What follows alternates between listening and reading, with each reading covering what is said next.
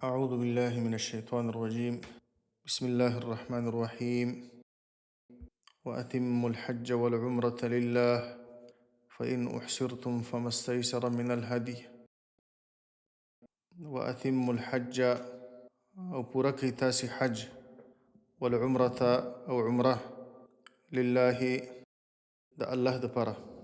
فإن أحسرتم نكتاسو بند کړی شي د پوره کولو د حج د عمرې نه، دښمنم بند کی یا سړی مریض شي یا د حکومت د خوا نه پابندي ورباندې ولګېږي وروسته له دې نه چې د حج د عمرې احرام یې کړی دی. فما استیسر من الهدي نو لازم ده په تاسو باندې هغه چې اسانه ده تاسو ته من الهدي د هدي نه. هدي هغه حیوان ته ویل کېږي کوم حیوان چې بیت الله ته لیږل کېږي، که هغه چې اقل پسه دی او بیا غویم پکې دی، اوښان په دې کې داخلېږي. هر یو چې تاسو ته اسانه وي چې اقل یې پسه دی. فما استیسر من الهدي نو لازم ده په تاسو باندې هغه چې اسانه وي تاسو ته من الهدي د څاروي نه، هغه څاروی چې هغه بیت الله ته لیږل کېږي، دې ته دم احصار وایي. ولا تحلقوا رؤوسکم او تاسو مه کلوئ سرونه خپل حتی یبلغ الهدي تر دې پورې چې ورسېږي دغه څاروی محله ځای د حلالۍ ته، چې اصل ځای د حلالۍ مکه مکرمه ده. او که څوک په لاره کې بند شي، دښمن یې ایثار کړي یا د مرض د وجې نه یا د بل مانع د وجې نه، نو که ځان د احرام نه باسي نو په هر ځای کې کولی شي ذبح کړي. فمن کان منکم مریضا نو هغه څوک چې وي ستاسو نه مریضا مریض، او به اذن یا په هغه باندې څه تکلیف وي، من رأسه د هغه د سر د طرف نه، یعنې د سر کم تکلیف وي، سر درد کوي یا حجامت کوي یا په سر کې سپږي یا بل تکلیف وي، نو دې ته مجبوره کېږي چې سر کل کړي. ففدیة نو لازم ده په ده باندې فدیه. دا فدیه څه شی ده؟ فدیه په درې شیانو کې یو شی دا فدیه ده. من صیام چې هغه عبارت ده د روژې نه، 3 ورځې روژې، او صدقة یا عبارت ده د صدقې نه. صدقه 3 ساعه خوراک، دا به 6 مسکینانو ته ورکوي. او نسک یا ذبحه، پسه ذبحه کول مثلا. فاذا امنتم نو کله چې تاسو په امن شولئ، فمن تمتع بالعمرة نو هغه څوک چې فایده یې حاصله کړه د عمرې په ادا کولو، الی الحج سره د حج نه، یعنې د حج په ورځو کې د حج تر څنګه د عمرې په ادا کولو باندې هم فایده واخیستله. په دې یو سفر کې الله تعالی د 2 مناسکو د ادا کولو توفیق ورک. فما استیسر من الهدي نو لازم ده په ده باندې هغه چې اسانه یي ده ته من الهدي د څاروي نه. یو څاروی به ذبحه کوي چې اخلي پسه دی یا غویه یا اوښ، دې ته دم شکر وایي چې الله ده ته توفیق ورکړ چې په یو سفر کې د حج او د عمرې دواړه مناسک ادا کړه. فمن لم یجد نو هغه څوک چې نه پیدا کوي دغه څاروی یا نه پیدا کېږي یا توان نه لري، پیسې نه وي ورسره، فصیام 3 ایام نو 3 ورځې روژې دي په ده باندې. فی الحج د حج په ورځو کې، د حج په ورځو کې دغه ورځې به د 9 نه به شروع کوي، دی به د 8 د ذوالحجې نه مخکې احرام تړي، د ترویې نه مخکې. نو 9 8 9 په دې ورځو کې به روژې ونیسي. او د بعضې علماو نظر دا دی چې په ایام تشریق کې هم نیولی شي. فصیام 3 ایام نو لازم ده په ده باندې روژه نیول د 3 ورځو فی الحج په حج کې. و7 اذا رجعتم او روژه د 9 ورځو اذا رجعتم کله چې تاسې واپس شئ د مناسکو د حج نه، یا په لاره کې یا په خپل وطن کې. تلک 10 کاملة دغه 10 ورځې پوره دي، په دې کې به کمی نه کېږي. او دا د قربانۍ په ځای باندې پوره دي، دا کومه څاروی چې مخکې الله ذکر کړه. ذلك لمن لم يكن أهله حاضر المسجد الحرام. ذلك دغه حکم چې مخکې ذکر شو چې په یو سفر کې د حج تر څنګه عمره کول، د دې حکم او بیا د قرباني. لمن لم يكن دا د هغه چا دپاره ده، لم يكن أهله چې نه اهل د هغه حاضر المسجد الحرام، نږدې د مسجد حرام اوسیدونکي د مسجد حرام چې د مکې اوسیدونکي نه د حرم اوسیدونکي نه دا د هغو کسانو دپاره دا حکم دی. او کوم کسان چې د حرم اوسیدونکي دي هغوی به حج افراد کوي، یوازې حج به کوي او د حج په ایامو کې به د حج په څنګ کې عمره نه کوي، ځکه هر وخت کې هغو ته د عمرې فرصت شته دی. واتقوا الله او ویرېږي د الله تعالی نه، واعلموا او پوهه شئ په دې باندې ان الله شدید العقاب چې یقینا الله تعالی سخت عذاب ورکول والا دی. الحج اشهر معلومات، حج میاشتې معلومې دي، یعنې د حج د احرام دپاره میاشتې معلومې دي چې هغه 3 میاشتې دي. د واړه اختر د میاشتې نه شروع کېږي، د لوی اختر نه تقریبا 2 ورځې 3 ورځې وروسته دغه ورځې د حج دي، شوال، ذوالقعده، ذوالحجه، چې اصل مناسک د حج په ذوالحجه کې کېږي، د لوی اختر په میاشت کې، خو احرام د مخکې نه تړی شي ورته. فمن فرض فیهن الحج، فمن نو هغه څوک فرض چې فرض یې که په ځان باندې فیهن په دغو میاشتو کې الحج حج، فرض یې که په دې معنی باندې چې د حج احرام یې وتړه نو حج په ده باندې لازم شو. اوس الله تعالی د حج محظورات ذکر کوي چې په حج کې به څه شی نه کوي او څه به کوي. نو 3 شیان الله ذکر کوي چې دا به نه کوي. فلا رفس، نو نشته جما کول، نږدېوالی د خپلې بیبي سره، یا د جما کوم دواعي چې دي، کوم مقدمات دي چې دا به نه کوي. لا رفس دا نفي ده، او نفي په معنا د نهي باندې ده، او دې کې تاکید ډېر زیات دي. ولا فسوق، او نه به یې هېڅ قسم فسق او نافرماني او ګناهونه خو اسم نه روا دي، لیکن د حج په ایامو کې به بالکل ګناه نه کوي. ولا جدال، او نه به یې جنګ و جګړې د خپلو ملګرو سره، د سفر د ملګرو سره به جګړې نه وي، دا خو اسم نه روا دي، خو د حج په ایامو کې به بالکل نه کوي. فی الحج، په حج کې د حج په ورځو کې به دا 3 کارونه بالکل نه کوي. اوس څه به کوي؟ وما تفعلوا من خیر، او هغه چې تاسې کوئ من خیر څه نیک عمل، هر نیک عمل چې که تلاوت دی، که مونځ دی، که ذکر دی، که طوافونه دي، که هر شی دی، یعلمه الله، پوهیږي په هغه باندې الله تعالی، هغه الله ته معلوم دی، الله یې نه ضایع کوي، تاسو ته الله ذخیره کوي. وتزودوا، او تاسو د ځان سره توښه واخلئ، کله چې د حج سفر کوئ د ځان سره هغه د سفر توښه ځان سره برابره کړئ. فإن خیر الزاد التقوى، ځکه بهترینه توښه التقوى، تقوا ده، یا د تقوا معنا ځان ساتل دي د سوال نه، چې تاسې بل چا ته محتاجه نه شئ، د بل چا نه سوال ونه کوئ. یا تقوا نه مراد عامه تقوا ده، یوازې دا د حج دپاره توښه نه، بلکې تاسې د تقوا توښه اختیار کړئ چې هغه د آخرت توښه ده، او دا بهترینه توښه ده. واتقوني، او تاسو ویریږئ زما نه، یا اولی الالباب، ای صاحبانو د خالصو عقلونو. لیس علیکم جناح ان تبتغوا فضلا من ربکم. اوس په دې آیت کې الله تعالی د یو توهم دفع کوي. مخکې د جاهلیت په زمانې کې به مشرکان چې به کله حج ته راتلل نو د حج په موسم کې به تجارتونه کول، نو صحابه کرامو سره دا سوچ پیدا شو چې کیدای شي دا تجارت کول به په حج کې دا به د اخلاص سره منافي. نو الله فرمایي چې نه، دې کې هېڅ مشکل نشته دی، چې کله ستاسې نیتونه د الله رضا وي نو که تاسې د حج په سفر کې ضمنا تجارت هم وکړه، دې کې هېڅ مشکل نشته دی. لیس علیکم، نشته په تاسو باندې جناح هېڅ ګناه، ان تبتغوا دا چې ولټوئ تاسو فضلا من ربکم، فضل من ربکم ستاسې د رب د طرف نه، مراد حلال مال، که تاسې حلال مال په تجارت باندې پیدا کړئ د حج په سفر کې، دې کې څه مشکل نشته دی.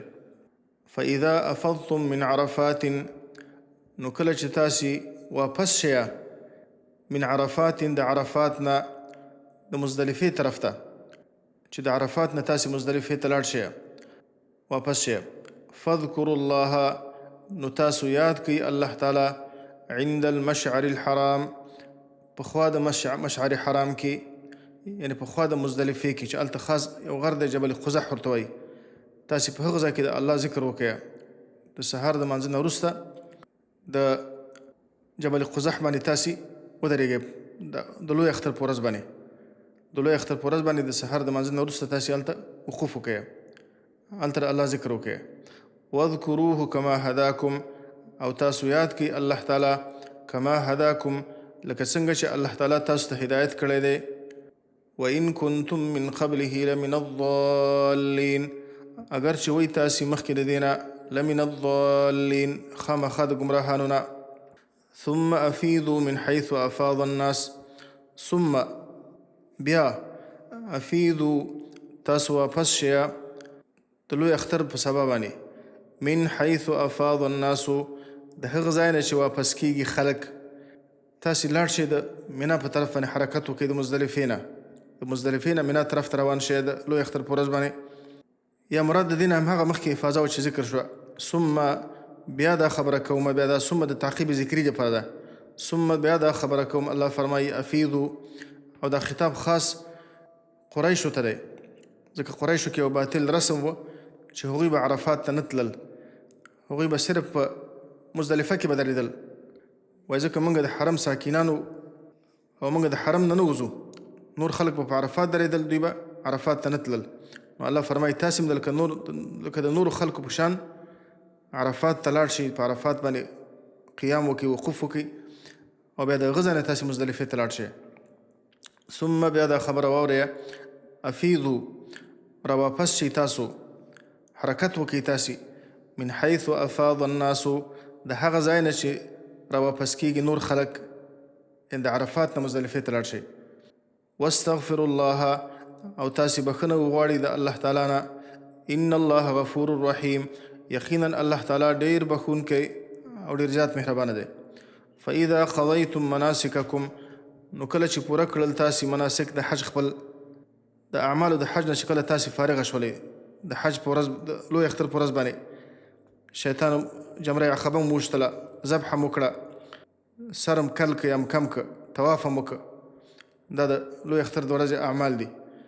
فاذکروا الله کذکرکم آباءکم، د جاهلیت په زمانه کې د دې خلکو دستور دا و چې کله به د حج د مناسکو نه فارغه شول بیا به یې مشاعرې جوړولې، په مشاعرو کې به د خپلو پلرونو ستاینې کولې، د هغو صفتونه به بیانول، د هغو عظمت بیانول. الله فرمایي د هغو د عظمت په ځای باندې تاسې د الله عظمت یاد کړئ. فاذکروا الله، نو یاد کړئ تاسې الله تعالی کذکرکم آباءکم، په شان د یادولو ستاسو آباءکم پلرونو ستاسو لره، لکه تاسې چې خپل پلرونه یادول تاسې الله یاد کړئ. او اشد ذکرا، بلکې سخت د هغه نه په یادولو سره، بلکې الله تعالی د هغه نه زیات یاد کړئ. فمن الناس من یقول ربنا آتنا فی الدنیا، اوس الله تعالی د انسانانو تقسیم کوي، څلور ډلې د انسانانو الله بیانوي. اول بدبخته انسان، بیا نیکبخته انسان، بیا ډېر بدبخته، بیا ډېر نیکبخته. فمن الناس، نو بعضې د خلکو نه، من یقولو، من هغه څوک دی، یقولو چې وایي آتنا فی الدنیا، راکې موږ ته په دنیا کې، په دنیا کې یو څه راته راکړي، د دنیا شیان د الله نه غواړي، یوازې دنیا یې مقصد ده. وما له فی الآخرة من خلاق، او نه به یې د ده دپاره په آخرت کې من خلاق هیڅ برخه د ثواب. دا ډېر بدبخته انسانان دي. ومنهم من یقولو، او بعضې د انسانانو نه د دومه ډله انسانان دي، من هغه څوک دی یقولو چې وایي ربنا، ای رب زمونږ، آتنا راکې موږ ته فی الدنیا، په دنیا کې حسنة ښایسته ژوند، وفي الآخرة، او په آخرت کې حسنة ښایسته ژوند، وقنا عذاب النار، او وساتې موږ د عذاب د اور د جهنم نه. اولئک لهم نصیب مما کسبوا، اولئک دغه قسم خلق، لهم د دوی دپاره نصیب برخه ده، مما کسبوا د هغو اعمالو د وجې نه چې دوی کسب کړي دي، د هغو دپاره د آخرت ثوابونه دي، اجرونه دي او برخې دي. دنیا کې مرته الله برخه ورکوي، د آخرت برخه مرته ورکوي. والله سریع الحساب، او الله تعالی ډېر زر حساب کوونکی دی. واذکروا الله فی ایام معدودات، اوس الله د مینا د ورځو احکام ذکر کوي. دغه درې ورځې چې په مینا کې حاجان پاتې کېږي د لوی اختر نه وروسته، چې په ایام تشریق کې حاجان په مینا کې پاتې کېږي چې جمرې ولي، نو الله فرمایي چې تاسې په دغه ورځو کې د الله ذکر ډېر کوئ. واذکروا الله، او تاسو یادوئ الله تعالی فی ایام معدودات، په هغه ورځو شمار کړی شوو کې چې هغه د تشریق ورځې دي، د لوی اختر نه یو ورځ، درې ورځې وروسته، 11، 12، 13، په دې کې تاسې الله ډېر یادوئ. حجان به هم د الله تعالی ذکر کوي، عام مسلمانان به هم په دې ورځو کې د هر منځ نه وروسته د الله تعالی ذکر کوي، تکبیرات به وایي.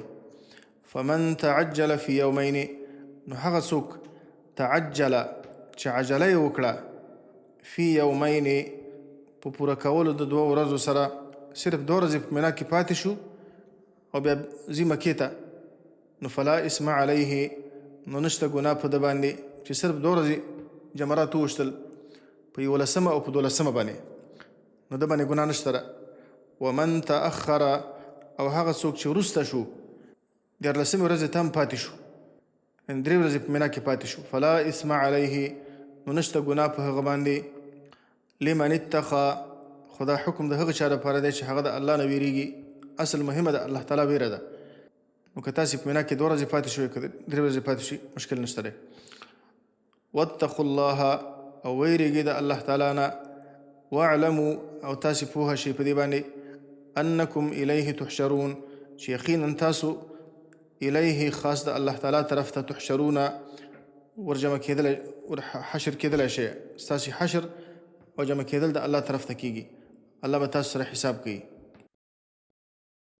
واتم الحج والعمرة لله، دې نه وروسته آیتونو کې الله تعالی د حج بیان کوي او د عمرې بیان الله تعالی کوي. مخکې الله تعالی د قتال او د جهاد ذکر وکړ، اوس الله د حج بیان کوي. د حج او د جهاد منځ کې مناسبت دا دی چې د حج په خپل ذات کې یو قسم جهاد دی. یو حدیث کې راغلی دی، عایشه رضی الله عنها وایي چې ما د رسول الله صلی الله علیه وسلم نه پوښتنه وکړه چې آیا په زنانو باندې جهاد شته دی؟ رسول الله صلی الله علیه وسلم وفرمایل علیهن جهاد لا قتال فیه، په هغو باندې جهاد شته دی، خو داسې جهاد چې په هغه کې قتال نشته دی. الحج والعمره، چې حج او عمره ده، نو حج او عمرې ته رسول الله صلی الله علیه وسلم جهاد ویلی دی. ځکه په دې آیتونو کې الله تعالی د حج د عمرې بیان کوي. بله دا ده چې د حج د جهاد د مقاصدونه یو مهم مقصد دا و چې د الله تعالی د بندګۍ مراکز آزاد شي، هغه د کفارو د تسلط نه آزاد شي. نو دلته الله د حج او د عمرې بیان کوي چې تاسې د الله په لاره کې قتال وکړئ، جهاد وکړئ، دې لپاره چې تاسې د الله تعالی د عبادت دا مرکز د کعبه شریفه چې دا د حج د عمرې ځای دی، دا تاسې د کفارو د تسلط نه آزاد کړئ. او په دې آیت کې تقریبا 7 جملې دي، 7 احکام الله تعالی په دې آیت کې ذکر کوي. اوله جمله واتم الحج والعمرة لله، او تاسو پوره کړئ حج او عمره لله، یوازې د الله تعالی دپاره.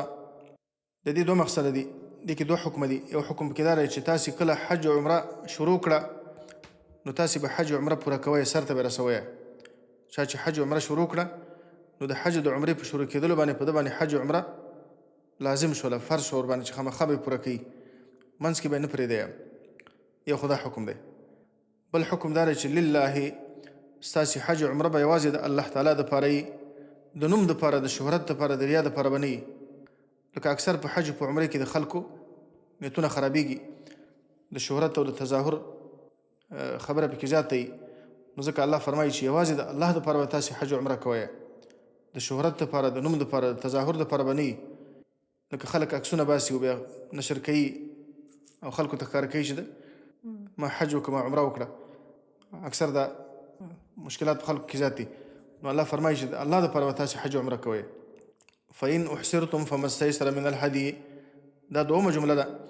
په دې کې الله تعالی بل حکم ذکر کوي. دا حکم دا دی چې کله تاسې د حج د عمرې اراده وکړه، احرام هم وکړه، نو که تاسې ته څه مانع پیدا شو، تاسې به څه کوئ؟ نو الله فرمایي چې تاسې باندې بیا یو څاروی لیږل دي حرم ته، یو څاروی به تاسې بیا ذبحه کوئ.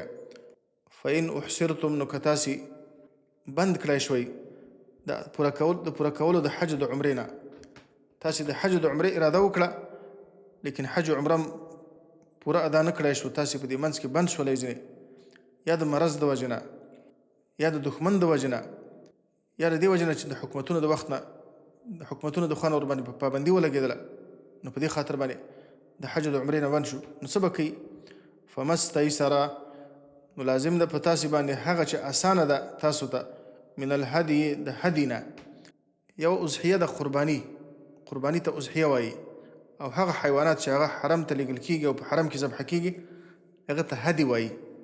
نو تاسې باندې هدي لازمه ده چې د دې اقل یو پسه دی او یا مثلا غویا او یا اوښ، دا به تاسې د الله دپاره ذبحه کوئ. دې ته دم احصار وایي. دم احصار په دې آیت کې 3 قسمه دم ذکر شوی دی. یو دم احصار، یو دم جنایت، یو دم شکر. دا دم احصار دی، نو دا په تاسې لازم دی. ولا تحلقوا رؤوسکم حتى يبلغ الهدي محله. اوس دې کې الله بل حکم ذکر کوي.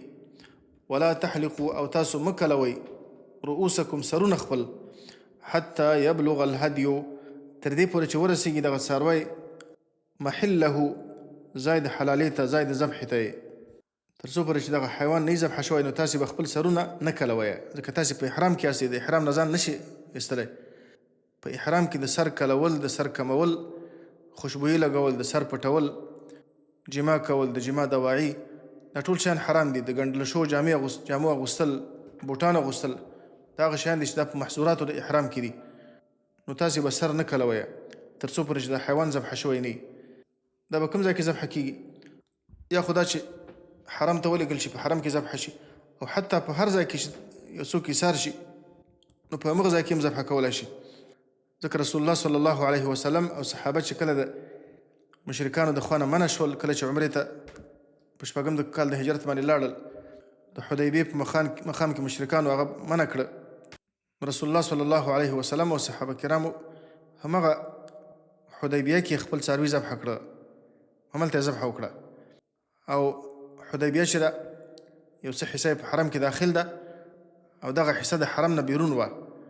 نو دې نه معلومیږي چې د حرم نه بیرون هم یو څوک کولی شي چې خپله ذبحه وکړي، او چې کله یې ذبحه وکړه بیا د هغه نه وروسته ځان د احرام نه ویستلی شي، بیا به سر کلوي. حتی یبلغ الهدي محله، تر دې پورې چې ورسیږي دغه څاروی ځای د حلالۍ ته. فمن كان منكم مريضا او به اذى من رأسه. په دې آیت کې، په دې جمله کې الله تعالی بل حکم ذکر کوي. اوس یو څوک دی د احرام په حالت کې دی، د احرام په حالت کې خو ده باندې د سر کمول یا د سر کلول دا خو ناروا دي، ورته دا د محظوراتو د احرام نه دي. نو په سر کې تکلیف پیدا شو، ورته سپږې پیدا شولې یا بل تکلیف دی، دی مجبور دی چې سر کل کړي، دې ته ضرورت پیدا کېږي. نو څه باید وکړي؟ الله فرمایي چې دی سر کلولی شي، خو د سر د کلولو په ځای باندې به دی فدیه ورکوي. فدیه بیا 3 شیان دي: یا روژه ده 3 ورځې روژه، یا صدقه ده 3 ساعه 6 مسکینانو ته، او یا ذبحه ده، پسه به ذبحه کوي. فمن کان منکم مریضا، نو هغه څوک چې وي ستاسو نه مریضا مریضي، او به اذى من رأسه، یا په هغه باندې تکلیف د هغه د سر د ناحیې نه، نو دې ته مجبوره کېږي چې سر باید کل کړي. نو څه به کوي؟ ففدیة، لازم ده په ده باندې فدیه. دا فدیه څه شی ده؟ فدیه 3 شیانو کې یو شی دی: من صیام، یا روژه 3 ورځې به روژه نیسي، او صدقه، یا صدقه ده، صدقه 3 ساعه خوراک 6 مسکینانو ته، هر مسکین ته به 1 ساعه ورکوي. هر شی چې که لوبیا ده، که نخود دی مثلا، که دال دی، که وریجې دي، هر شی چې 3 ساعه 6 مسکینانو ته به ورکوي. او نسکن، یا ذبحه ده، پسه به ذبحه کوي. او دا آیت د کعب ابن عجره باره کې نازل شوی دی. عبدالله ابن معقل وایي چې ما د کعب ابن عجره نه پوښتنه وکړه د فدیې باره کې، نو هغه راته وویل چې نزلت فی خاصه وهي لکم عامه. دا فدیه یوازې زما باره کې نازله شوې ده، لیکن دا ستاسې ټولو دپاره عامه ده. واځي رسول الله صلی الله علیه وسلم ولیدلمه چې سپږې زما په دې مخ باندې را روانې وې. رسول الله صلی الله علیه وسلم ما ته وویل چې ما فکر نه کوه چې تا ته به دا تکلیف دومره زیات رسېدلی، ته به دومره په تکلیف یې. اتجد شاة، آیا ته پسه پیدا کولی شي چې پسه ذبحه کړي؟ وایي ما ورته وویل چې نه. وایي بیا راته وویل چې فصوم 3 ایام، نو 3 ورځې روژه ونیسه، او اطعم 6 مساکین، یا 6 مسکینانو ته خوراک ورکه، لكل مسکین نصف صاع، او هر مسکین ته 1/2 ساع خوراک ورکه. 1 ساع تقریبا څه د پاسه 2 کیلو کېږي، څه د پاسه 2 کیلو دا 1 ساع دی. نو هر مسکین ته 1/2 ساع ورکه. او بل روایت کې راغلی چې فأمره رسول الله صلی الله علیه وسلم ان يطعم فرقا بین 6 او يهدي شاة او يصوم 3 ایام. نو پیغمبر علیه السلام ورته امر وکړ چې یو فرق خوراک دا 6 مسکینان باندې تقسیم کړي، یو فرق تقریبا 3 ساعه کېږي، دا د شپږو مسکینانو په منځ کې تقسیم کړي، یا په څه ذبحه کړي او یا 3 ورځې روژه ونیسي، د دې امر ورته وکړه. نو دا د هغه چا حکم دی چې مریض دی او دی په محظوراتو د احرام کې واقع کېږي، نو دا حکم دی. دې ته دم جنایت وایي، اگر چې دا خو جنایت نه دی، خو یعنې دا د محظوراتو د احرام نه داسې یو کار یې وکړي چې هغه د احرام سره منافي ده. فاذا امنتم فمن تمتع بالعمرة، دې کې الله تعالی بل حکم ذکر کوي. مخکې الله د احصار حکم ذکر کړي چې کله تاسې بند شئ د حج او د عمرې د پوره کولو نه، نو الله یې حکم ذکر کړ. اوس الله دا ذکر کوي فاذا امنتم، نو کله چې تاسې په امن باندې شولی، د دښمن د خوا نه تاسې ته کوم مشکل نه و، کوم مرض تکلیف نه و درته، او تاسې په امن باندې وایه او د حج او د عمرې اراده مو وکړه.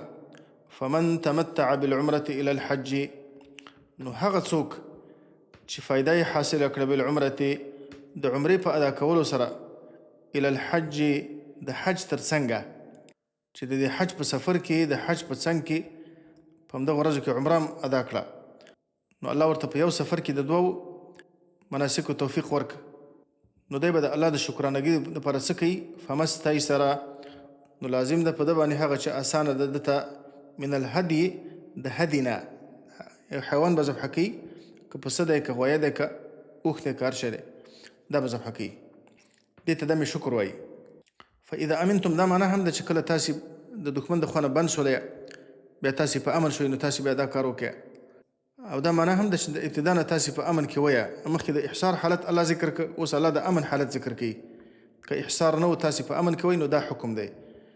دلته الله فرمایي فمن تمتع بالعمرة، هغه چا چې د حج تر څنګه په عمره باندې فایده حاصله کړه. د دې 2 تفسیر علما کوي.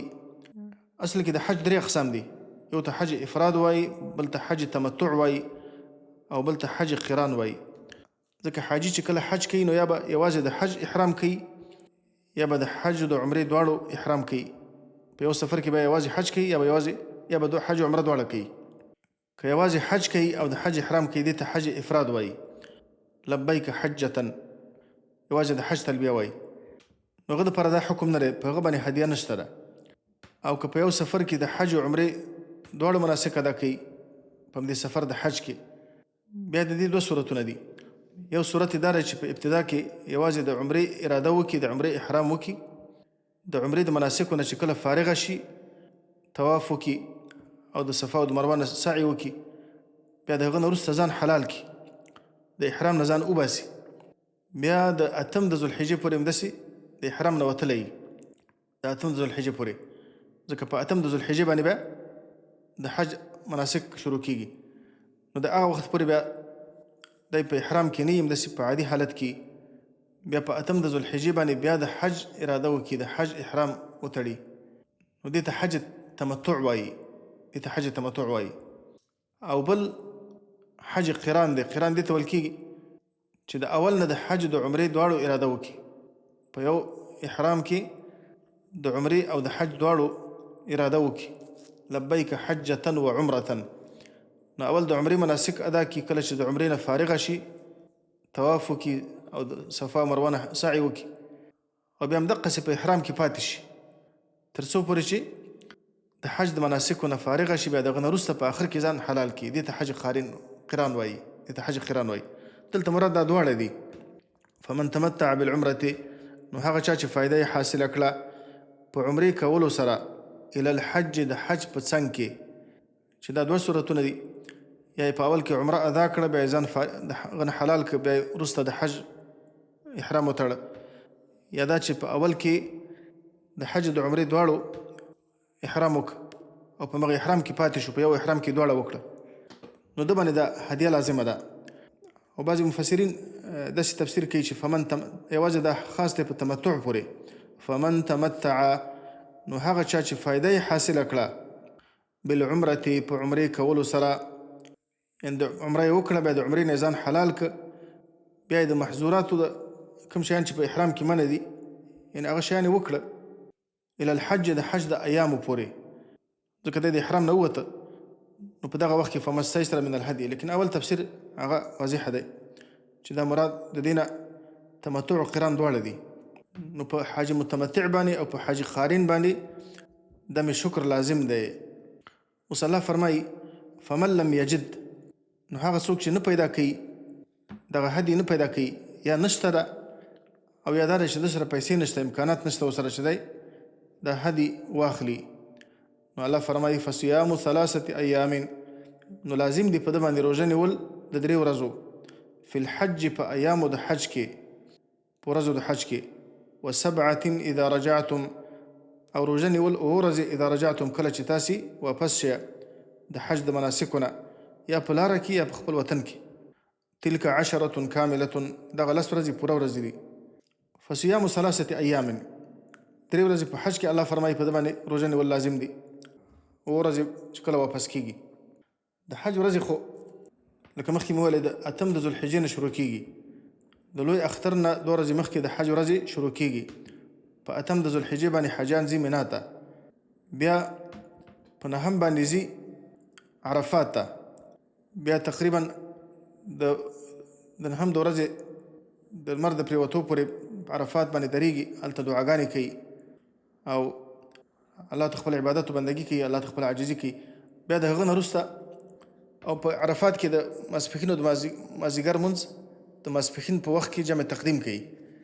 بیا د ماښام نه وروسته بیا حرکت کوي د مزدلفې طرف ته، د اختر په شپه باندې مزدلفې کې بیا د ماښام او د ماخوستن لمونځ د ماخوستن په وخت کې کوي. بیا شپه تېروي، هلته بیا د سبایي د مانځه نه وروسته بیا هلته وقوف کوي، دا وقوف لازم دی. بیا د هغه نه وروسته بیا مینا طرف ته بیرته حرکت را کوي. بیا په 10 د ذوالحجې باندې چې د اختر ورځ ده جمره عقبه ولي، د حج اکثر کارونه په دې کې کېږي او دارنګه خپله جمره عقبه ولي او ذبحه کوي او بیا حلق کوي، سر کلی او طواف افاظه په دغه ورځ باندې کېږي. دا د حج مناسک دي چې په دې طریقه باندې ادا کېږي. نو اوس حج خو شروع کېږي په 8 د ذوالحجې باندې، نو الله فرمایي چې 3 ورځې به روژه نیسي په ایامو د حج کې. نو په 8 د ذوالحجې باندې چې حج شروع شي، نو خو یوه ورځ د 8 شوله، یوه 9 شوله، 8 و 9 دی روژه نیولی شي. بیا دا وروسته ورځې د ایام التشریق ورځې راځي، د لوی اختر ورځ پکې راځي او ایام التشریق راځي. د لوی اختر په ورځو کې او په ایام التشریق کې د روژې نه من راغلی ده. د ابو سعید خدري رضی الله عنه روایت دی، هغه وایي چې نهى رسول الله صلی الله علیه وسلم عن صوم یومین، رسول الله صلی الله علیه وسلم د 2 ورځو د روژو نه منع فرمایلې ده، یو د لوی اختر 2 ورځې او بل د واړه اختر 2 ورځې نه، د واړه اختر او لوی اختر. او دقسې حدیث د عمر فاروق نه روایت دی چې هغه وایي هذان یومان نهى رسول الله صلی الله علیه وسلم عن صيامهما، دا 2 ورځې دي چې پیغمبر اسلام د هغو د روژې نه منع فرمایلې ده، یو د یوم فطرکم من صیامکم والیوم الاخر تأکلون فیه من نسککم، په کومه ورځ چې تاسې د روژې نه افطار کوئ د واړه اختر ورځ، او بله هغه ورځ چې تاسې په دې کې د خپلې قربانۍ نه خوراک کوئ. دارنګه د ایام التشریق د ورځو باره کې حدیث کې راغلي چې انها ایام اکل و شرب و ذکر الله، دا د خوراک ورځې دي، د څښاک ورځې دي او د الله د ذکر ورځې دي. نو آیا حاجي کولی شي چې په دې ورځو کې دغه ورځو کې دا روژې ونیسي؟ نو د اکثر اهل علم نظر خو دا دی چې دغه حاجي متمتع به د لوی اختر نه 3 ورځې مخکې یعنې په 9 باندې به دی احرام کوي، 9 باندې چې کله دی احرام وتاړه نو دی به د 9 د ورځې روژه ونیسي، د 8 د ورځې روژه به ونیسي او د 9 د ورځې روژه به ونیسي چې عرفه پکې راځي. نو دا روژې ختمې شولې. آیا څوک کولی شي چې ایام تشریق کې دغه روژې ونیسي؟ دا کولی شي. دې باره کې یو قول د علماو شته دی، د عایشه رضی الله عنها نه روایت دی، د عبدالله ابن عمر نه روایت دی رضی الله عنهما، امام بخاري دا نقل کړی دی. نو هغوی فرمایي چې لم يرخص في ایام التشریق ان یصمن الا لمن لم یجد الهدی، د ایام التشریق په روژو کې د هیچ چا لپاره اجازه نشته ده، د الله پیغمبر اجازه نه ده کړې چې دا روژې دې ونیسي، مګر د هغه چا لپاره چې دغه هدي پیدا نه کړي نو هغه کولی شي چې په ایام تشریق کې هم ونیسي. او داسې د علي صاحب نه هم دا خبره نقل ده چې علي رضی الله عنه دا خبره کړې ده، من فاته صيام 3 ایام فی الحج، د چا نه چې دغه 3 ورځې روژې مخکې پاتې شي چې دغه نه مخکې ونشي نیولی، نو صامهن ایام التشریق، نو په ایام تشریق کې هم نیولی شي، خو بهتره دا چې په 9 باندې، په 8 باندې او په 9 باندې دا روژې ونیول شي. تلک 10 کاملة، الله فرمایي دغه 10 ورځې پوره ورځې دي، یعنې دا معنی چې په دې کې به کمی نه کېږي، دا به مکمل نیول کېږي، یا دا 10 ورځې دا پوره دي په ځای د دغې قربانۍ باندې. په دې قربانۍ کې چې الله څونه ثواب ورکاوه حاجي ته، په دغه 10 ورځو روژو کې هم الله ورته مغنه فضیلت ورکوي. ذلك لمن لم يكن أهله حاضر المسجد الحرام، دا اوم حکم دی چې په دې آیت کې الله ذکر کوي. ذلك دغه مخکې حکم چې ذکر شو، په دې ذالکه کې اختلاف دی چې اشاره څه ته ده. بعض علماو خدا خبره کړې چې دا اشاره ده دغه تمتع ته، یا دغه د قرباني ته اشاره ده چې دا قرباني لازم ده. په چا باندې لازم ده؟ لمن لم يكن أهله حاضر المسجد الحرام، دا حکم د هغه چا لپاره دی چې نه د هغه اهل حاضر المسجد الحرام، یعنی اوسیدونکي د مسجد حرام نه وي. د ساکنانو د مسجد حرام لپاره دا حکم نه دی، یعنی په هغو باندې دا قرباني نشته ده. لیکن صحیح خبره دا چې ذالکه اشاره دی مخکې تمتع ته ده. دغه حج تمتع دا قران په یو سفر کې د حج د عمرې جمع کول د حج په ورځو کې، دا د هغه چا لپاره دا حکم دی. لمن لم يكن أهله حاضر المسجد الحرام، د هغه چا لپاره چې نه د هغه اهل اوسیدونکي د مسجد حرام، یعنی کوم کسان چې ساکنان د حرم دي، د ساکنانو د حرم لپاره حج تمتع او حج قران نشته دی. ولې نشته دی؟ ځکه هغوی خو ټول کال کې کولی شي، په هر وخت کې عمره کولی شي، هر وخت کې دوی ته فرصت شته دی چې عمره وکړي. نو دوی به د حج په ورځو کې عمره نه کوي، یوازې حج به کوي. دا د هغو کسانو لپاره دی چې هغه د مسجد حرام نه لرې کسان دي. واتقوا الله، او ویرېږي د الله تعالی نه. واعلموا، او تاسې پوهه شئ په دې باندې، ان الله شدید العقاب، چې یقینا الله تعالی سخت عذاب ورکول والا دی څوک چې د الله مخالفت کوي، د الله د اوامرو نافرماني کوي. الحج اشهر معلومات، اوس په دې آیت کې الله تعالی د حج د وخت ذکر کوي او د حج بعضې محظورات الله ذکر کوي. الحج اشهر معلومات، حج دا میاشتې معلومې دي، یعنی د حج وخت دا معلومې میاشتې دي چې هغه 3 میاشتې دي، شوال دی، ذوالقاعده ده او ذوالحجه ده. اصل د حج ورځې خو ذوالحجې کې دي، لکه مخکې مې دا خبره وکړه چې د حج ورځې شروع کېږي په 8 د ذوالحجې باندې، د لوی اختر نه 2 ورځې مخکې شروع کېږي او د لوی اختر نه 3 ورځې وروسته د ورځې د حج دی، په دې کې د حج ورځې ختمېږي. لیکن د حج د احرام دپاره الله فرمایي چې معلومې میاشتې دي. یو سړی کولی شي د شوال د میاشتې نه د حج احرام وتړي. پخوا خو سفرونه اوږده وه، دا موجوده وسایل نه وو، نو خلکو به په میاشتو باندې سفرې کولې، نو د دې ضرورت و چې مخکې نه احرام وتړي. نو اوس هم که څوک داسې وکړي نو کولی شي، او که د هغه نه مخکې چا احرام وتړه نو احرام یې صحیح نه دی. فمن فرض فیهن الحج، نو هغه چا چې فرض یې که په ځان باندې، فیهن په دغو میاشتو کې، الحج حج فرض که په ځان باندې، یعنې د حج احرام یې وتړه نو حج په ده لازم شو. فلا رفس ولا فسوق ولا جدال فی الحج، اوس الله تعالی د حج محظورات ذکر کوي چې په حج کې به دا کارونه نه کوي. فلا رفس، نو نشته د جما کول، بحیا خبرې کول او کوروالی کول، دا به نه، او د جما دواعي به نه کوي. ولا فسوق، او نه به یې فسق په دې ورځو د حج کې، هیڅ قسم ګناه به نه کوي. ګناه خو اسم ناروا ده، لیکن د حج په ایامو کې ځکه هلته مکانم حرمت لري او زمانم چې دی محترم زمان دی، نو د زمان او د مکان د وجې نه د ګناه شناعت زیاتېږي، نو ځکه الله فرمایي چې فسق ګناه به نه کوي. ولا جداله، او جنګ و جګړې به نه کوي، جنګ و جګړې به نه وي فی الحج، په حج کې. دا خو همیشه دپاره ناروا دي، خو په حج کې ډېر ناروا دي. یعنې انسان به په ځان کې ملکي طبیعت پیدا کوي، او هغه شیان چې هغه د ملکي طبیعت خلاف وي هغه به د ځان نه لرې کوي. شهواني قوه به کنټرولوي، دارنګه شیطاني حرکاتونه به ځان ساتي، دارنګه د سبوعي او د حیواني حرکاتونه به ځان ساتي. دا رفسه کې اشاره ده د شهواني قوه به کنټرولوي. لا فسوخه کې اشاره دی ته ده چې د شیطاني حرکاتونه به ځان ساتي.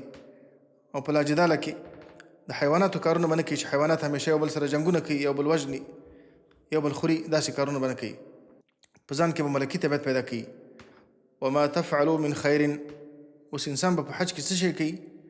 الله فرمایي چې هر نیک عمل کولی شي کوئ.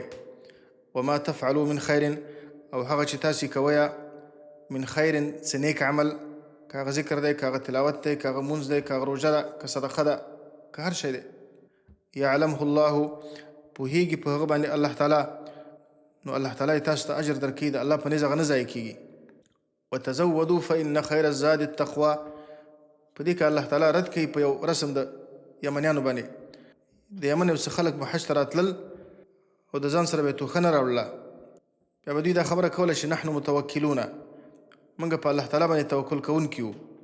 نو الله تعالی د دې خبرې نه منع وفرمایله چې کله تاسې نحن المتوکلونه، موږ توکل کوونکي یو، نو الله وفرمایل چې نه داسې مه کوئ. وتزودوا، او تاسو د ځان سره توښه واخلئ، د سفر هغه اسباب ځان سره واخلئ. بیا به دوی خلکو نه سوالونه کول.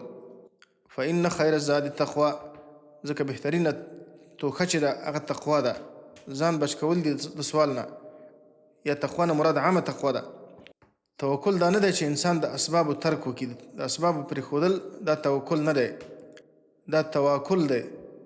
توکل دې ته ویل کېږي چې انسان د اسبابو نه استفاده وکړي لیکن په اسبابو باندې اعتماد ونه کړي، اعتماد په الله تعالی باندې، دې ته توکل وایي. بیا فرمایي چې فإن خیر الزاد التقوى، یقینا بهترینه توښه هغه تقوا ده. یعنې یوازې دا ظاهري توښه نه بلکې تاسې د تقوا توښه هم واخلئ، ځکه د انسان سفر دی آخرت طرف ته. یوازې په دغه سفر کې نه بلکې د آخرت د سفر توښه هم واخلئ. د آخرت د سفر توښه هغه تقوا ده، او دا بهترینه توښه ده. الله فرمایي فإن خیر الزاد التقوى واتقون یا اولی الالباب، او تاسو ویرېږئ زمانه یا اولی الالباب، ای خاوندانو د خالصو عقلونو والا. لیس علیکم جناح ان تبتغوا فضلا من ربکم. جاهلیت په زمانه کې به کله چې به د مشرکان راتلل حج ته، په خپله طریقه به حج کاوه، نو د حج په موسم کې به د خلکو بازارونه به جوړول، د عکاظ بازار، د مجنې بازار، ذوالمجاز، دا د جاهلیت په زمانه کې مشهور بازارونه وو، میلې به په اصطلاح. نو دوی به په دې کې تجارتونه کول. نو کله چې صحابه مسلمانان شول، د خو د جاهلیت په وخت کې دا کارونه کېدل، نو دوی د اخیستلو خرڅولو نظام ساته، او دوی دا فکر کوي چې دا کار به ګناه وي، دا به د اخلاص سره منافي. نو الله فرمایي چې نه، دې کې څه مشکل نشته دی، چې کله ستاسې نیت یوازې د الله تعالی رضا وي او په ضمن کې به تاسې تجارت هم کوئ، نو دې کې څه مشکل نشته دی. لیس علیکم، نشته په تاسو باندې، جناح، هیڅ قسم ګناه، ان تبتغوا، دا چې تاسو ولټوئ، فضلا من ربکم، فضل د خپل رب د طرف نه، تجارت وکړئ، حلال رزق پکې پیدا کړئ، دې کې څه مشکل نشته دی. فاذا افضتم من عرفات، نو کله چې تاسې راواپس شئ د عرفات نه مزدلفې طرف ته، په نهم د ذوالحجې باندې چې د عرفې ورځ ده، حجان په عرفات کې د ماسپښین نه تر ماښامه پورې هلته پاتې کېږي.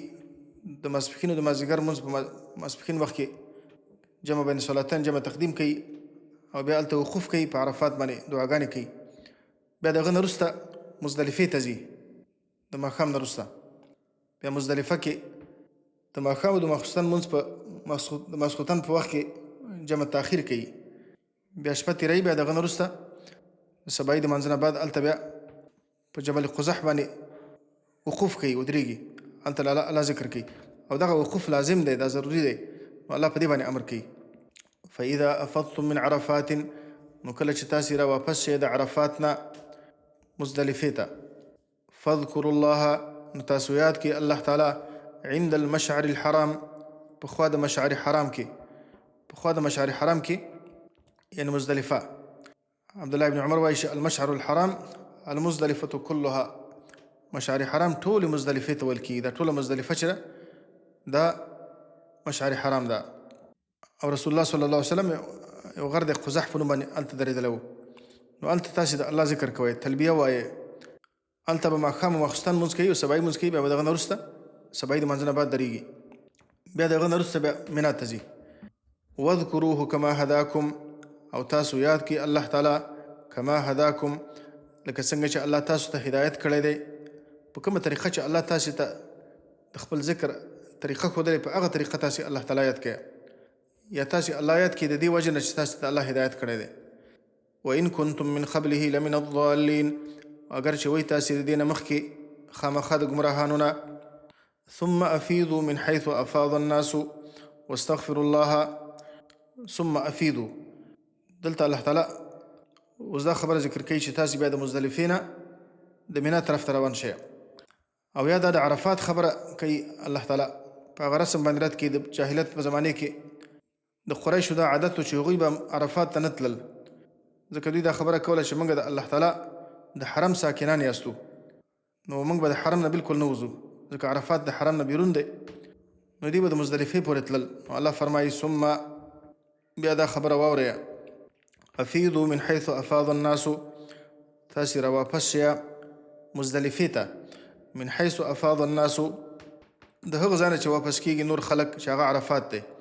لکه نور خلک چې د عرفات نه مزدلفې ته راځي، تاسې هم دقسې وکړئ، عرفات ته لاړ شئ بیا د عرفات نه مزدلفې ته واپس شئ.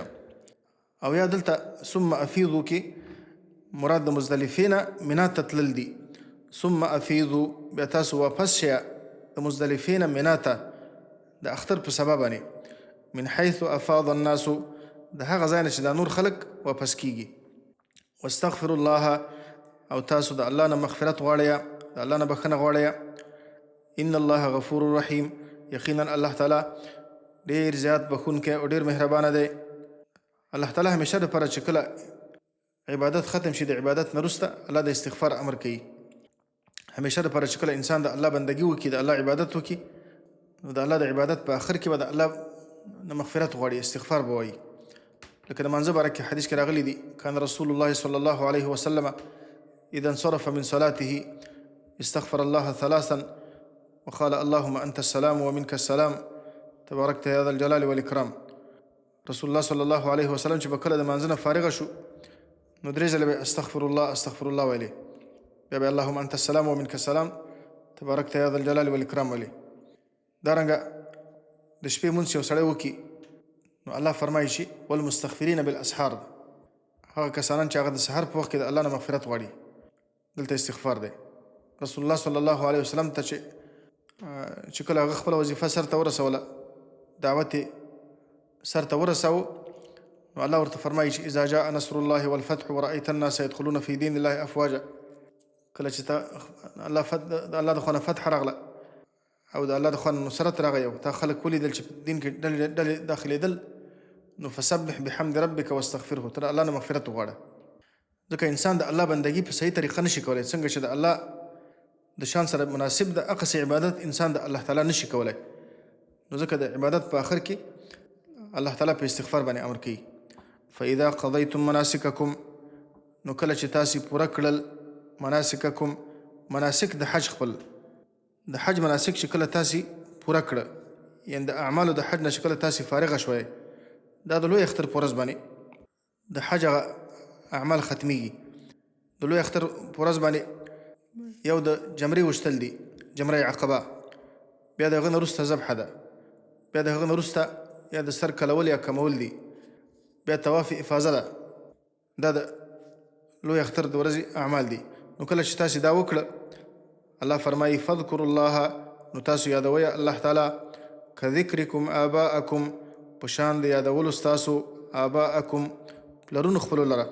لکه مخکې چې د جاهلیت په زمانې کې تاسې خپل پلرونه یادول، د جاهلیت په زمانې کې چې به کله د حج د مناسکو نه دوی فارغه شول، نو په دې منا کې به د دې جمرې عقبې په خوا کې دلته به مشاعرې جوړولې، او په دې مشاعرو کې به داسې شعرونه بیتونه پکې ویلې چې د خپلو پلرونو نیکونو صفتونه به کول، په هغو باندې به فخر کاوه.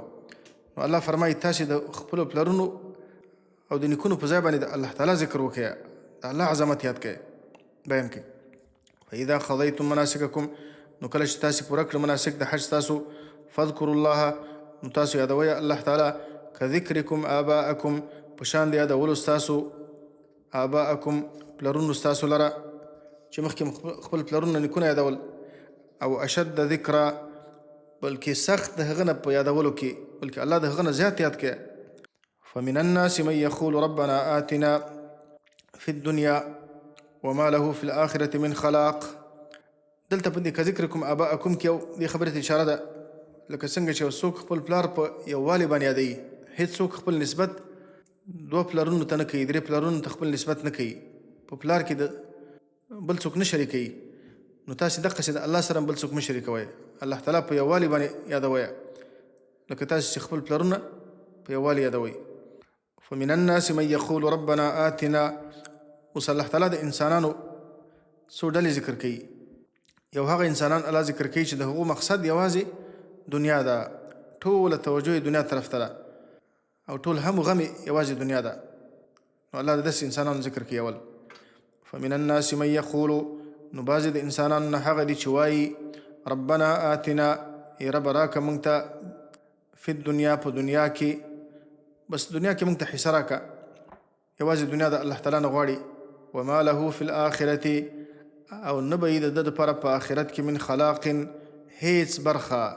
آخرت کې به د ده دپاره هیڅ برخه نه وي هغه انسانان چې یوازې دنیا مقصد ده ومنهم من یقول او بعضې د انسانانو نه هغه دي چې وایي ربنا آتنا فی الدنیا حسنة ای پروردګاره زموږ راکې موږ ته په دنیا کې حسنة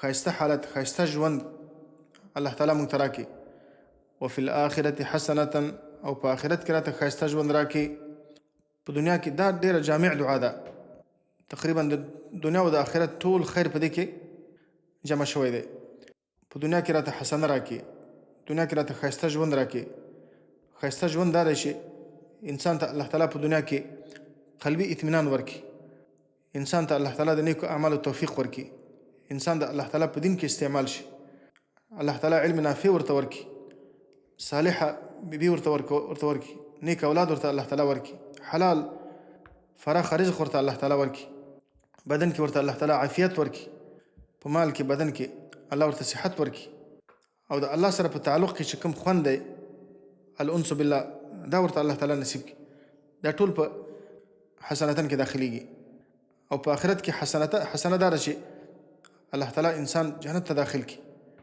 جنت ته چې انسان داخل شي د جنت ټول نعمتونه بیا حسنه ده نو دا دعاګانې کوي پیغمبر صلی الله علیه وسلم به دا دعا زیاته کوله انس بن مالک وایي كان النبي صلى الله عليه وسلم يقول اللهم ربنا آتنا في الدنيا حسنة وفي الآخرة حسنة وقنا عذاب النار دا دعا به ذاته ویلي ایو حدیث کې راغلی دی انس بن مالک وایي پیغمبر صلی الله علیه وسلم یو کس ته ورغی یو مسلمان مریض و نو داسې ګرځېدلی و لکه بیخي د مرغۍ د بچي غوندې داسې جوړ شو نو د الله پیغمبر ورته وویل چې تا خو به څه دعا نه یې کړې کوم شی خو د الله نه لرې غوښتې هغه ورته وویل چې ما یو دعا کړې ده وایي څه دعا دې کړې وایي دا دعا مې کړې چې اللهم ما كنت معاقبي به في الآخرة فعجله لي في الدنيا الله تعالی کوم هغه عذاب چې ما ته په آخرت کې راکوي هغه راته په دنیا کې راکړي نو رسول الله صلی الله علیه وسلم ورته وفرمایل سبحان الله لا تطيقه د دې طاقت نه لري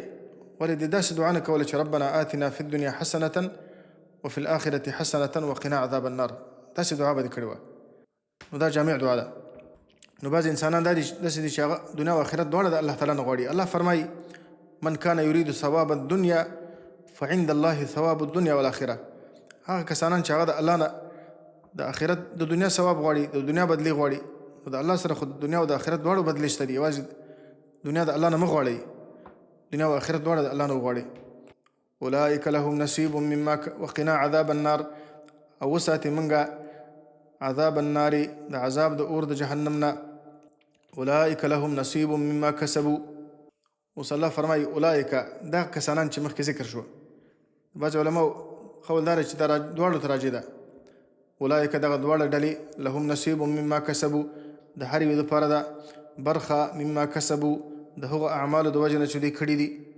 لیکن صحیح خبره دا چې دا راجع ده دغه دومې ډلې ته ځکه د مخکې ډلې ذکر خو الله وکړه وما له فی الآخرة من خلاق چې د هغو دپاره په آخرت کې څه برخه نشته اوس الله د دې دومې ډلې بیان کوي اولئک دغه کسانان چې د الله نه دنیا او آخرت دواړه غواړي لهم نصیب مما کسبوا دوی دپاره برخه ده مما کسبوا د هغو اعمالو د وجې نه چې دوی کړي دي والله سریع الحساب او الله تعالی ډېر زر حساب کوونکی دی الله تعالی به د دنیا د دې ورځو په اندازې په نیمه ورځ کې د ټولو بندګانو سره حساب وکړي د علي رضی الله عنه چا پوښتنه وکړه چې د دومره ډېرو بندګانو سره الله تعالی څنګه دومره زر حساب وکړي؟ نو علي صاحب ورته وویلې کما یرزقهم جمیعا، لکه څنګه چې الله تعالی ټولو ته په یو وخت کې روزي ورکوي، نو الله تعالی به ټولو سره همدقسې په یو وخت کې حساب هم وکړي. لکه روزي ورکول چې الله ته اسانه دي، نو دقسې الله تعالی باندې حساب هم اسانه دی. واذکروا الله فی ایام معدودات، په دې کې د حج نور بعضې اعمالو ته الله اشاره کوي. واذکروا الله، او تاسو یادوئ الله تعالی فی ایام معدودات، په ورځو شمار کړی شوو کې. د ټولو مفسرینو په اتفاق باندې د دې نه مراد ایام التشریق دي. ایام التشریق دغه د لوی اختر نه 3 ورځې وروسته 11، 12، 14 دې ته ایام التشریق وایي. دا د الله د ذکر ورځې دي. حدیث کې راغلی دي رسول الله صلی الله علیه وسلم فرمایي ایام التشریق ایام اکل و شرب و ذکر الله. مسلم کې دا حدیث ده چې د تشریق ورځې دا د خوراک ورځې دي، د څښاک ورځې دي، او دا د الله تعالی د ذکر ورځې دي. نو په دې ورځ به حاجان هم د الله ذکر کوي، او عام مسلمانان به هم د الله ذکر کوي، او د مانځه نه وروسته هم په دغه ورځو کې ذکر کېږي، تکبیرات ویل کېږي. فمن تعجل فی یومین، اوس الله فرمایي فمن تعجل، نو هغه چا چې عجله یې وکړه، فمن تعجل فی یومین، نو هغه څوک تعجل چې عجله یې وکړه فی یومین، په پوره کولو د 2 ورځو کې، یعنی صرف 2 ورځې په مینا کې پاتې شو او جمرات یې وویشتل، فلا اسم علیه، 11 او 12، فلا اسم علیه، نو نشته ګناه په ده باندې. ومن تأخر، او هغه څوک چې وروسته شو 14 ورځې ته هم پاتې شو د جمراتو د ویشتلو دپاره مینا کې پاتې شو، فلا اسم علیه، نو په هغه باندې هم ګناه نشته ده. الله فرمایي چې 2 ورځې به خامخا پوره کوي په مینا کې. که څوک 2 ورځې بعد لاړه مکې ته، نو هم څه مشکل پکې نشته دی. او که څوک 3 ورځې ته پاتې شو په 14 ورځ باندې هم جمرات وویشتل، نو هم څه مشکل پکې نشته دی. البته که چا باندې شپه راغله، که چا باندې د 14 ورځې شپه ور باندې راغله د غروب الشمس پورې هلته پاتې شو، بیا ور باندې لازم ده چې شپه به تېروي، سبا ته به هم بیا جمرات ولي. او که څوک د هغه نه مخکې لاړ، مشکل نشته دی. لمن اتقى، دا حکم د هغه چا لپاره دی چې د الله تعالی نه یېرېږي. واتقوا الله، یعنې هغه څوک چې د حج نه وروسته د ګناهونو نه ځان ساتي، د هغه دپاره څه ګناه نشته. واتقوا الله، او تاسو ویرېږئ د الله تعالی نه. واعلموا، او تاسو په دې باندې پوهه شئ انکم الیه تحشرون، چې تاسو خاص د الله تعالی خواته ورجمع کېدلی شئ. وصلی الله وسلم وبارک علی نبینا